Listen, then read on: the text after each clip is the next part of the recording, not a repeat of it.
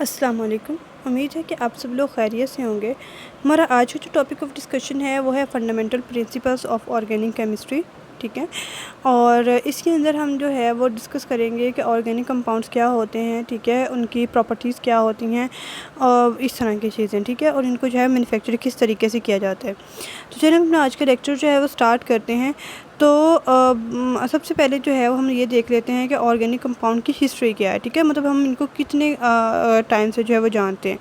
तो about 200 years ago, ठीक है, तो जो अर्ली केमिस्ट थे उन्होंने ऑर्गेनिक कंपाउंड को इनऑर्गेनिक कंपाउंड से जो है वो डिस्टिंग आउट कर लिया था, मतलब इन दोनों को सेपरेट कर दिया था, ठीक है, और इन दोनों की शिनाख्त भी हो गई थी क्योंकि इन दोनों की जो ओरिजिन था और प्रॉपर्टीज़ थी वो आपस में मैच नहीं करती थी, उनके अंदर बहुत ज़्यादा डिफरेंस था। और ऑर्गेनिक कंपाउंड जो है इसको उस टाइम पे यही समझा जाता था कि जितने भी लिविंग थिंग्स हैं लाइक प्लांट एनिमल और होते हैं वहाँ उनको सिर्फ वहीं से ही हासिल किया जा सकते हैं, और जो इनऑर्गेनिक कंपाउंड्स होते हैं इनको नॉन लिविंग या फिर मिनरल सोर्स से जो है वो हासिल किया जाता है। तो फिर इसके लिए जो है वो हमारे पास एक वाइटल फोर्स थ्योरी है वो दी जाती थी कि जो अर्ली केमिस्ट हैं वो सिर्फ यही सोचते थे कि ऑर्गेनिक कंपाउंड जो हैं उनको जो है वो जस्ट हम लिविंग ऑर्गेनिज्म से ही हासिल कर सकते हैं, ठीक है, और इसके अलावा जो है इन कंपाउंड को इनऑर्गेनिक मटेरियल से हम कभी भी सिंथेसाइज नहीं कर सकते। तो इस थ्योरी को जो है वो वाइटल फोर्स थ्योरी बोला जाता था। तो जो हमारे पास जो हमारे पास जो थी वाइटल फोर्स थ्योरी है इसको फ्रेडरिक वुलर जो था उसने रिजेक्ट किया था, ठीक है, और इसने क्या किया कि यूरिया की मैन्युफैक्चरिंग की फ्रॉम एन जो कि एक ऑर्गेनिक होती है और मैमथ वगैरह के यूरिन के अंदर पाई जाती है, ठीक है, और उसको अमोनियम साइनाइड से इसने जो है वो प्रिपेयर किया। और अमोनियम साइनाइड जो है ये एक मिनरल ओरिजिन होता है, मतलब ये इनऑर्गेनिक इन नेचर होते हैं। तो अगर हम मॉडर्न डेफिनेशन देखें फिर ऑर्गेनिक केमिस्ट्री की, तो ऑर्गेनिक केमिस्ट्री इस तरह की ब्रांच होती है केमिस्ट्री की जो कि डील करती है with the study of compound of carbon and the hydrogen, ठीक है। तो हाइड्रोकार्बन की जो स्टडी के साथ जो है वो डील करती है वो ऑर्गेनिक केमिस्ट्री होती है, और जो साथ में इनके डेरिवेटिव्स के साथ भी जो है वो आप कह लो कि डील करती है। तो जितने भी हाइड्रोकार्बन हैं और उनके डेरिवेटिव के साथ जो जौन सी वाली केमिस्ट्री की ब्रांच डील करती है वो होती है ऑर्गेनिक केमिस्ट्री। अब हम इसके कुछ फीचर्स देख लेते हैं ऑर्गेनिक कंपाउंड्स के, कि सबसे पहले तो ये है कि पीक्यूलर बिहेवियर ऑफ कार्बन, ठीक है। तो कार्बन जो होता है ये बहुत ज़्यादा कंपाउंड्स बनाता है, ठीक है, और इतने ज़्यादा कंपाउंड बनाने की इसकी रीज़न ये होती है कि इसके अंदर एक यूनिक प्रॉपर्टी होती है to link with other carbon atoms, ठीक है। तो इससे जो है वो बहुत ज़्यादा लंबी चेन्स या फिर रिंग्स बना देता है, और इस तरह की जो प्रॉपर्टी होती है जिसमें कार्बन जो है वो आपस में ही रिएक्ट किए जा रहा है और लॉन्ग चेन्स बनाई जा रहा है, तो इसको जो है हम कैटिनेशन की प्रॉपर्टी बोलते हैं। कार्बन जो है वो सिंगल मल्टीपल बॉन्ड्स जो हैं वो स्टेबल बनाता है, ठीक है, ऑक्सीजन नाइट्रोजन सल्फर वगैरह के साथ। और इसके अलावा इसके बहुत ज़्यादा कंपाउंड्स हैं वेरियस साइज़ के, शेप्स के और स्ट्रक्चर्स के जो है पाए जाते हैं। तो ये सारा कुछ जो है वो इसकी कैटिनेशन की प्रॉपर्टी की वजह से हो रहा होता है। दूसरे नंबर पे जो ऑर्गेनिक कंपाउंड्स होते हैं ये नॉन आयनिक करैक्टर होता है इनका, ठीक है, मतलब ये कोवैलेंट कंपाउंड्स होते हैं तो इस वजह से ये आयनिक रिएक्शन नहीं देते। तीसरे नंबर पे इनकी जो बिहेवियर की सिमिलैरिटी होती है तो वो किस वजह से होती है, बिकॉज ये होमोलोगस सीरीज़ बनाते हैं। तो होमोलोगस सीरीज़ जो होती हैं उनको अगर आप एक सीरीज़ को जो है वो स्टडी कर लेते हैं तो उससे जो है वो आप को उस सीरीज़ के तमाम जो मेंबर्स होंगे उनकी केमिकल प्रॉपर्टीज़ का जो है वो आपको आप कह रहे कि पता चल जाएगा, ठीक है। तो ये इस वजह से होता है बिकॉज होमोलोगस सीरीज़ को हम इस वजह से जो है वो स्टडी कर लेते हैं क्योंकि इतने ज़्यादा ऑर्गेनिक कंपाउंड है, हर ऑर्गेनिक कंपाउंड को जो है वो स्टडी करना बहुत ज़्यादा मुश्किल है, ठीक है। तो इससे जो है वो ऑर्गेनिक कंपाउंड की स्टडी इस तरह कभी ख़त्म ही नहीं होगी। तो इस वजह से जो है वो हमने होमोलोगस सीरीज़ का कॉन्सेप्ट लेके आए और फिर हम होमोलोगस सीरीज़ को एक सीरीज़ को जो है वो समझ के और उस सीरीज़ के बाकी जितने भी मेंबर होते हैं हम उनकी जो है प्रॉपर्टीज़ को अंडरस्टैंड कर लेते हैं। चौथे नंबर पे है complexity of the organic compound. तो ऑर्गेनिक कंपाउंड होते हैं बहुत ज़्यादा बड़े होते हैं और स्ट्रक्चरली मोर कम्प्लेक्स होते हैं बिकॉज कार्बन जो है बहुत ज़्यादा लॉन्ग चेन्स बनाते हैं, जिस तरह स्टार जो है C6H10O5 और N, ठीक है। तो ये इसका फार्मूला है और N जो है ये सेवरल थाउजेंड्स भी हो सकता है, ठीक है। और इस तरह प्रोटीन जो होती हैं इसका जो स्ट्रक्चर होता है कम्प्लेक्स मॉलिक्यूल होते हैं, बहुत ज़्यादा कॉम्प्लेक्स मॉलिक्यूल बनाते हैं, ठीक है, क्योंकि इसका मॉलिक्यूलर मैसेज जो है ये फ्यू थाउजेंड टू मिलियंस तक जो है वो उनकी रेंज होती है।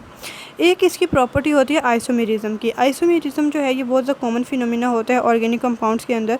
तो इस वजह से वो इसमें ये होता है कि आपके पास अगर एक कंपाउंड है ना, तो अगर उसका मॉलिक्यूलर फार्मूला सेम है, लेकिन वो स्ट्रक्चर फार्मूला के अंदर एक से ज़्यादा आप कह लो कि फॉर्म्स के अंदर जो है वो एग्जिस्ट करेगा, ठीक है। तो इस प्रॉपर्टी को जो है हम आइसोमेरिज्म की प्रॉपर्टी बोलते हैं। जो 6 नंबर पे है रेट ऑफ ऑर्गेनिक कंपाउंड। तो जो रेट होते हैं ऑर्गेनिक कंपाउंड के वो स्लो होते हैं, बिकॉज ये जो है वो कोवलेंट रिएक्शंस होते हैं, ठीक है। तो इनके अंदर कोवलेंट बॉन्ड पाया जाता है, तो ये आयनिक रिएक्शंस जो हैं वो नहीं देते, और इनकी यील्ड जो है बहुत ज़्यादा लो होती है। तो ये एक्चुअली में इनके मॉलिक्यूलर नेचर की वजह से जो है वो स्लो रेट होता है।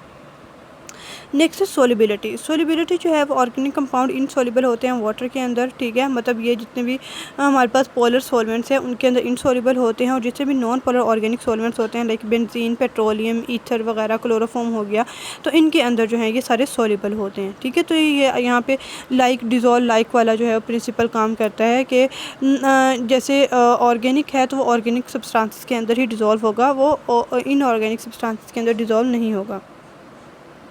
नेक्स्ट हम सोर्सेज देख लेते हैं कुछ ऑर्गेनिक कंपाउंड्स के। तो एक जो है वो कोल है। सबसे पहले कोल जो है वो जितने भी हमारे पास पहले से बरीड होते हैं ट्रीज़ वगैरह हैं अर्थ क्रस्ट के अंदर हैं, ठीक है, और उनसे जो है वो जो मतलब तकरीबन 500 मिलियन ईयर्स अगो जो है वो ज़मीन के अंदर दफन हो गए थे, ठीक है। तो उनसे जो है वो कोल बनता है, मतलब ये एक जनरल बिलीफ है, ठीक है। तो जितने भी मतलब बैक्टीरियल या फिर केमिकल रिएक्शंस होते हैं उस लकड़ी के ऊपर, तो वो उस लकड़ी को जो है पीट के अंदर कन्वर्ट कर देते हैं, ठीक है। तो फिर हाई टेम्परेचर और हाई प्रेशर के ऊपर जो है वो पीट जो है वो कोल के अंदर कन्वर्ट हो जाती है।